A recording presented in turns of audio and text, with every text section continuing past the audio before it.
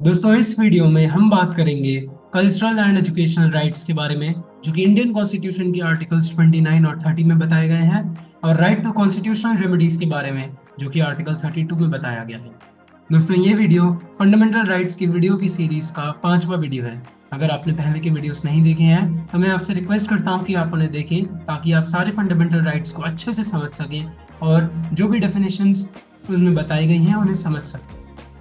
दोस्तों शुरू करने से पहले एक ज़रूरी बात, इस प्रेजेंटेशन में जो भी आर्टिकल्स लिखे हैं ज़रूरी नहीं है कि वो कॉन्स्टिट्यूशन की ओरिजिनल लैंग्वेज में ही लिखे हों। यानी कि जिस भाषा में कॉन्स्टिट्यूशन में आर्टिकल्स लिखे हैं मैंने उसी भाषा में उन्हें इस प्रेजेंटेशन में नहीं लिखा है। मैंने उन आर्टिकल्स को समराइज किया है और मैं उन्हें आपको एक्सप्लेन करता हूँ। दोस्तों आर्टिकल 29 के बारे में हम बात करेंगे जो कि protection of interests of minorities के बारे में बताता है। दोस्तों इस आर्टिकल में यह लिखा है कि कोई भी सिटीजन्स का सेक्शन इंडिया के किसी भी पार्ट में रहने वाला जिनकी अपनी खुद की लैंग्वेज है, स्क्रिप्ट है या कल्चर है, उन्हें उस लैंग्वेज, स्क्रिप्ट और कल्चर को कंजर्व करने का पूरा राइट है। यानी कि कोई भी सिटीजन अपनी लैंग्वेज, अपनी स्क्रिप्ट, अपने कल्चर को कंजर्व कर सकता है, उसे प्रोटेक्ट कर सकता है। दोस्तों इसका दूसरा प्रोविजन ये है कि कोई भी सिटीजन किसी ऐसी एजुकेशनल इंस्टीट्यूशन में एडमिशन डिनाइड नहीं हो सकता जो कि स्टेट के द्वारा मेंटेन्ड है या स्टेट से फंड्स ले रहा है, इस बेसिस पर कि वो कौन से रिलीजन का है, कौन सी रेस का है, कौन से कास्ट का है या कौन सी लैंग्वेज बोलता है। तो सीधी बात यह है कि स्टेट किसी को भी किसी एजुकेशनल इंस्टीट्यूशन में एडमिशन डिनाई नहीं कर सकता उसके रिलीजन, रेस, कास्ट या लैंग्वेज के बेसिस पे। दोस्तों अगर आप देखें तो यहाँ पे जेंडर का मेंशन नहीं है, मतलब आप जेंडर के बेसिस पे स्टेट डिस्क्रिमिनेट कर सकता है। क्योंकि कुछ ऐसे इंस्टीट्यूशंस होते हैं जो कि केवल ऑल बॉयज़ या ऑल गर्ल्स भी होते हैं, तो ऐसे केसेस को बचाने के लिए, ऐसे केसेस को कोई चैलेंज ना कर सके, यहाँ पे जेंडर को इंक्लूड नहीं किया गया है। दोस्तों आर्टिकल 29 जो है वो रिलीजियस माइनॉरिटीज और लिंग्विस्टिक माइनॉरिटीज दोनों को प्रोटेक्शन देता है। दोस्तों सुप्रीम कोर्ट ने ये भी कहा है कि ये जो आर्टिकल 29 है ये केवल माइनॉरिटीज के लिए एप्लीकेबल नहीं है, क्योंकि अगर आप ध्यान से देखें तो आर्टिकल 29 में ये लिखा है any section of the citizens, यहाँ पे कहीं पे भी माइनॉरिटीज का मेंशन नहीं है। तो इसीलिए सुप्रीम कोर्ट ये कहती है कि कोई भी सिटीजन्स का सेक्शन, चाहे वो माइनॉरिटी हो या मेजोरिटी हो, उसे अपनी लैंग्वेज, स्क्रिप्ट, कल्चर प्रोटेक्ट करने का अधिकार है और आप किसी भी सिटीजन को किसी एजुकेशनल इंस्टीट्यूशन में एडमिशन डिनाई नहीं कर सकते। तो ये सबके लिए एप्लीकेबल है।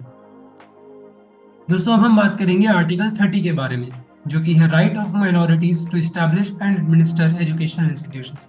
दोस्तों ये आर्टिकल माइनॉरिटीज को कुछ राइट्स देता है, इसमें माइनॉरिटीज मेंशन कर रखा है, तो इसीलिए ये केवल माइनॉरिटीज के लिए एप्लीकेबल है, चाहे वो रिलीजियस माइनॉरिटीज हो या चाहे वो लिंग्विस्टिक माइनॉरिटीज हो। क्या क्या राइट्स हैं आइए हम देखते हैं। दोस्तों हर माइनॉरिटी के पास अपने एजुकेशनल इंस्टीट्यूशन एस्टैब्लिश करने का और उन्हें एडमिनिस्टर करने का राइट है, यानी कि सब हर कोई माइनॉरिटी अपने एजुकेशनल इंस्टीट्यूशंस खोल सकती है। दोस्तों अगर स्टेट को किसी भी वजह से उनकी प्रॉपर्टी एक्वायर करनी है, उनको कंपल्सरी एक्वायर करना है, तो स्टेट ऐसा कर सकता है, उन्हें कंपेंसेशन अमाउंट दे सकता है। लेकिन ऐसा करने से उन माइनॉरिटी एजुकेशन इंस्टीट्यूशंस के राइट्स खत्म नहीं हो जाते, उनको राइट्स खत्म नहीं हो जाते। स्टेट ऐसा कर सकता है उन्हें कंपेंसेशन देकर। दोस्तों लेकिन एक बात स्टेट को ध्यान रखनी है कि अगर वो किसी भी एजुकेशनल इंस्टीट्यूशन को एड दे रहा है या पैसा दे रहा है तो वो डिस्क्रिमिनेट नहीं कर सकता है इस बेसिस पर कि वो एजुकेशनल इंस्टीट्यूशन कौन सी माइनॉरिटी के द्वारा स्टैब्लिश किया गया है। दोस्तों आर्टिकल 30 के अंडर सुप्रीम कोर्ट ने कुछ जनरल प्रिंसिपल्स बताए हैं, कुछ जनरल गाइडलाइंस बताई हैं जिनके तहत माइनॉरिटी एजुकेशनल इंस्टीट्यूशंस आप स्टैब्लिश कर सकते हैं या एडमिनिस्टर कर सकते हैं। तो वो गाइडलाइंस क्या है आइए देखते हैं। सबसे पहली बात यह है कि माइनॉरिटी एजुकेशनल इंस्टीट्यूशन के पास अपने खुद के राइट हैं कि वो अपनी गवर्निंग बॉडी को सिलेक्ट कर सकें, अपने टीचिंग और नॉन टीचिंग स्टाफ को खुद से सिलेक्ट कर सकें, उनके हिसाब से वो अपने एलिजिबल स्टूडेंट्स को सेट कर सकें, अपनी फीस सेट कर सकें और उस इंस्टीट्यूशन की जो भी प्रॉपर्टीज़ हैं वो उसे अपने बेनिफिट के लिए यूज़ कर सकें। तो ये राइट्स माइनॉरिटी एजुकेशनल इंस्टीट्यूशंस के पास हैं, ऐसा सुप्रीम कोर्ट ने जनरल प्रिंसिपल्स बताए हैं। ये सब कॉन्स्टिट्यूशन में मेंशन नहीं है, सुप्रीम कोर्ट ने मेंशन कर रखा है। दोस्तों आपको ये भी बात का ध्यान रखना है कि ये जो राइट्स हैं माइनॉरिटीज को दे रखे हैं वो इक्वालिटी के लिए हैं, ना कि सुपीरियोरिटी के लिए। ऐसा ये मतलब नहीं है कि माइनॉरिटी मेजॉरिटी से ज़्यादा सुपीरियर हो गई। किसी के भी डिस्क्रिमिनेशन नहीं करना चाहिए, किसी के लिए अगेंस्ट डिस्क्रिमिनेशन नहीं हो रहा है। माइनॉरिटीज को मेजॉरिटी के बराबर लाने के लिए ये प्रोविजन आर्टिकल 30 में है। दोस्तों माइनॉरिटीज के पास अपने एजुकेशनल इंस्टीट्यूशन एस्टैब्लिश करने का राइट तो है, लेकिन वो एब्सोल्यूट नहीं है। मतलब सेंटर इन पे भी कुछ रिस्ट्रिक्शंस लगा सकती है अगर वो एजुकेशन इंस्टीट्यूशन का मैल एडमिनिस्ट्रेशन हो रहा है, यानी कि एडमिनिस्ट्रेशन खराब तरीके से चल रहा है, तो गवर्नमेंट उस पर रिस्ट्रिक्शंस लगा सकती है, उन्हें चेक कर सकती है। तो जो रेगुलेटरी मेजर्स हैं जो कि वेलफेयर से रिलेटेड हैं, या एक पर्टिकुलर एकेडमिक स्टैंडर्ड्स होने चाहिए, अगर आप उन एकेडमिक स्टैंडर्ड्स को मीट नहीं कर रहे हैं, अगर आपकी एकेडमिक्स बहुत खराब चल रही है, आपका एडमिनिस्ट्रेशन बहुत खराब चल रहा है, तो गवर्नमेंट रेगुलेटरी मेजर्स उन पर लगा सकती है, ये भी सुप्रीम कोर्ट ने कहा है। लेकिन एक चीज का ध्यान रखना है स्टेट को कि उससे माइनॉरिटीज के राइट्स इंटरफेयर नहीं होने चाहिए, माइनॉरिटीज के जो बेसिक राइट्स हैं वो सब वायलेट नहीं होने चाहिए इन रेगुलेटरी मेजर्स से। और ये सब डिसाइड कौन करता है दोस्तों? सुप्रीम कोर्ट ही डिसाइड करती है, क्योंकि वही फंडामेंटल राइट्स की गार्डियन है, फंडामेंटल राइट्स को प्रोटेक्ट करने का काम सुप्रीम कोर्ट का है। दोस्तों अब हम देखेंगे आर्टिकल 32, ये आता है राइट टू कॉन्स्टिट्यूशनल रेमेडीज के अंदर, और इसका टाइटल है remedies for enforcement of rights.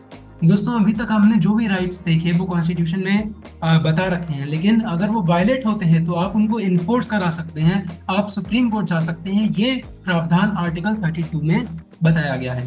तो दोस्तों आपके पास पूरा राइट है कि आप सुप्रीम कोर्ट जाके अपने फंडामेंटल राइट्स अगर चैलेंज हुए हैं तो आप उनको चैलेंज कर सकते हैं। तो सुप्रीम कोर्ट जाना भी एक फंडामेंटल राइट है, ऐसा आर्टिकल 32 कहता है। सुप्रीम कोर्ट के पास कुछ रिट्स इशू करने की पावर है। रिट्स का मतलब होता है कुछ कमांड, कुछ रिटन ऑर्डर, जिसके तहत वो अपनी लोअर कोर्ट को या नॉर्मल आम जनता को कुछ रिटन कमांड देती है, जो कि अगर फंडामेंटल राइट्स वायलेट हैं तो उनको वापस से एनफोर्स कराने के लिए। तो ये 5 तरीके की रिट्स होती हैं, ये हम अगले वीडियो में अच्छे से और डिस्कस करेंगे, लेकिन इन 5 तरीके की रिट्स के नाम है habeas corpus, mandamus, prohibition, certiorari and quo warranto. इनका क्या मतलब है ये हम अगले वीडियो में देखेंगे। दोस्तों पार्लियामेंट के पास भी पूरी पावर है कि वो किसी भी कोर्ट को कह सकती है कि आप रिट इशू कर सकते हैं, लेकिन अभी तक ऐसा कुछ भी नहीं हुआ है। अभी तक केवल सुप्रीम कोर्ट और हाई कोर्ट ही रिट्स इशू कर सकती हैं, लोकल कोर्ट्स रिट्स इशू नहीं कर सकती हैं। लेकिन पार्लियामेंट के पास पूरी पावर है कि वो ऐसा कोई कानून बनाए जिससे लोकल कोर्ट्स भी रिट्स इशू कर सकें। लेकिन अगर लोकल कोर्ट्स रिट्स इशू कर रही हैं तो इससे सुप्रीम कोर्ट की पावर को कम नहीं आंका जा सकता, सुप्रीम कोर्ट की पावर कम नहीं हो जाती है। सुप्रीम कोर्ट की पावर रिट्स इशू करने की वैसी ही रहती है, पार्लियामेंट सुप्रीम कोर्ट की पावर को कम नहीं कर सकता। दोस्तों ये जो हमारा राइट है कि हम सुप्रीम कोर्ट जा सकते हैं, ये भी आप सस्पेंड नहीं कर सकते, ये सस्पेंड नहीं हो सकता अनलेस नेशनल इमरजेंसी का केस हो, जो कॉन्स्टिट्यूशन में बताया गया है। तो इसीलिए कॉन्स्टिट्यूशन ये कहता है कि जब नेशनल इमरजेंसी है तो जो हमारे प्रेसिडेंट हैं वो हमारे इस राइट को, आर्टिकल 32 के अंदर दिए गए राइट को रिस्ट्रिक्ट कर सकते हैं, इसे सस्पेंड कर सकते हैं, ताकि नेशनल इमरजेंसी के दौरान लॉ एंड ऑर्डर बना रहे और आप उन्हें चैलेंज नहीं कर सकते। दोस्तों नेशनल इमरजेंसी के दौरान हमारे बहुत सारे फंडामेंटल राइट सस्पेंड कर दिए जाते हैं, केवल आर्टिकल 20 और आर्टिकल 21 के कुछ एस्पेक्ट्स रहते हैं जो कि कहते हैं कि आप राइट टू लाइफ है, राइट टू पर्सनल लिबर्टी है, और आप केवल उन्हीं पनिशमेंट्स के लिए ट्रायल में जा सकते हैं जिसके लिए कानून बना हुआ है। तो ये सब राइट्स कुछ रहते हैं, बाकी आपके right to equality, right to freedom to assemble या right to freedom to associate, ऐसे सब राइट्स खत्म हो जाते हैं। ऐसे ही आपका राइट टू कॉन्स्टिट्यूशनल रेमेडीज भी सस्पेंड कर दिया जाता है। दोस्तों ये जो राइट है ये ओरिजिनल और वाइड है, जो सुप्रीम कोर्ट को पावर दे रखी है वो ओरिजिनल दे रखी है। ओरिजिनली सुप्रीम कोर्ट के पास आर्टिकल 32 के अंडर पावर है, और उसकी पावर बहुत वाइड है, यानी कि वो कई सारे ऑर्डर्स, कई सारी डायरेक्शंस, कई सारी रिट्स कंप्लीट तौर पर इशू कर सकती है। दोस्तों आर्टिकल 32 के अंडर केवल फंडामेंटल राइट्स अगर आपके वायलेट होते हैं तभी आप सुप्रीम कोर्ट जा सकते हैं। आपके कोई और कॉन्स्टिट्यूशनल राइट्स, जैसे कि राइट टू प्रॉपर्टी हो गया, जो कि अब लीगल राइट हो चुका है, जिसके बारे में हमने बात करी थी, वो अगर वायलेट होता है तो आप डायरेक्टली सुप्रीम कोर्ट नहीं जा सकते आर्टिकल 32 के अंदर। आपके कोई और भी कस्टमरी राइट्स या स्टैट्यूटरी राइट्स, आपके जो भी सब राइट्स हैं जो कॉन्स्टिट्यूशन में बताए गए हैं, अगर वो वायलेट होते हैं तो आप सुप्रीम कोर्ट नहीं जा सकते। आप केवल तभी जा सकते हैं जब आपका कोई फंडामेंटल राइट वायलेट होता है।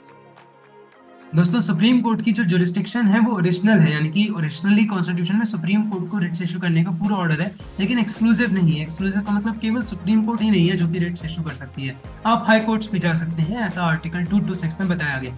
तो अगर आप के कोई फंडामेंटल राइट्स वायलेट होते हैं तो आप सुप्रीम कोर्ट तो जा सकते हैं, आपको कोई मना नहीं कर सकता, लेकिन आप हाई कोर्ट भी जा सकते हैं, और सुप्रीम कोर्ट भी यही रिकमेंड करती है कि आप पहले हाई कोर्ट जाएं ताकि सुप्रीम कोर्ट के ऊपर कम लोड आए, कम प्रेशर आए। दोस्तों, फंडामेंटल राइट का जो वायलेशन है ये एब्सोल्युटली नेसेसरी कंडीशन है। जैसा कि मैंने बताया कि अगर आपको फंडामेंटल राइट वायलेट हुआ है तभी आप आर्टिकल 32 का इस्तेमाल करके सुप्रीम कोर्ट जा सकते हैं। तो violation of fundamental right is the sine qua non, यानी कि एब्सोल्युटली नेसेसरी कंडीशन है कि आप आर्टिकल 32 का यूज करें।